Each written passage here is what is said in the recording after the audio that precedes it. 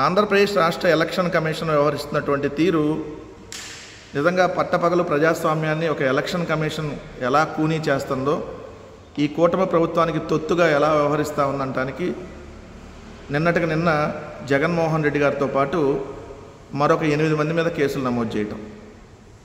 మొట్టమొదట అసలు election code Jaganmohan Reddy గారికి ఇప్పుడు వర్తించదు, ఎందుకంటే మేము అసలు ఈ ఎలక్షన్లో పోటీ చేయట్లేదు. రెండోది, మేమే రాజకీయ ప్రసంగాల కోసం పోలేదు, మాకు ఓటేయమని అడగటానికి ఏం పోలేదు, లేదా పలానా వాళ్ళకి ఓటు వేయండి వేయొద్దని చెప్పడానికి పోలేదు.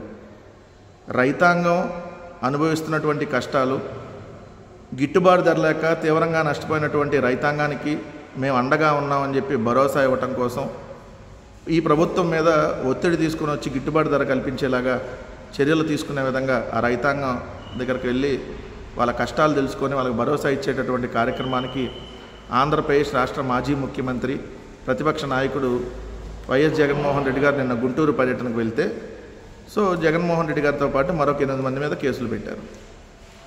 ఒకటి, జగన్మోహన్ రెడ్డి గారితో పాటు 8 మంది మీద కేసులు పెట్టిన వాళ్ళలో పేరు నాని గారు అయితే అసలు ఆ కార్యక్రమానికే రాలేదు, గుంటూరు పర్యటనకే రాలే. కానీ పేరు నాని గారి పేరు కూడా ఎఫ్ఐఆర్లో చేర్చారు.